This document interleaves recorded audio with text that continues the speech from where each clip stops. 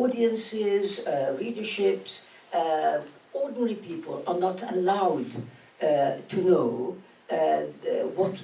how this really came about.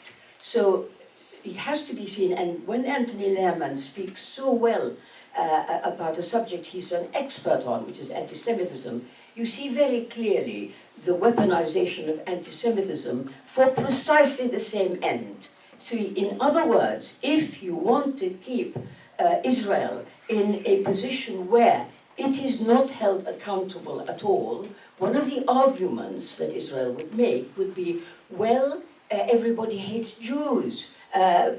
What happened on October the 7th was the acme of anti-Semitism, and so on. So this is all in the service of the same endpoint I just started with, which is the question of impunity.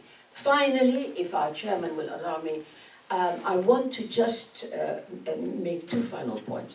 First of all, just to reiterate that the focus of our efforts, whichever way we find suitable, must be to end this impunity. It has to be taken on, it has to be taken very seriously. It's very welcome and of course very understandable that people feel sympathetic, they feel solidarity, they want to help the Palestinians.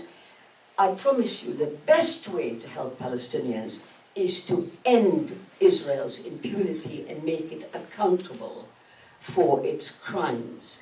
And my final point is, where is this all heading?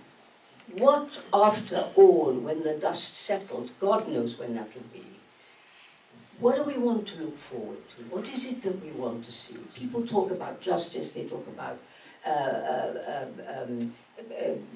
an end of suffering, people freedom and so on. It's not really helpful that. You need to know in what context, where is all this freedom, where is all this relief, or how, in what form. And I want to echo Anthony Lehrman in that my own belief that this conflict can only end in a sharing of the land in one democratic state. That the area between the river and the sea has to be an area in which all the people who live there enjoy equal rights in a democratic framework, including all the Palestinians who were expelled and their descendants as a result of Israel's creation. People like me, people like the 5 to 6 million who are sitting in refugee camps, all of them deserve to go home and to live in peace, security, in a democratic framework with the Jewish Israeli community that is already there. That is the only humane, moral, and sensible and realistic future that we might have.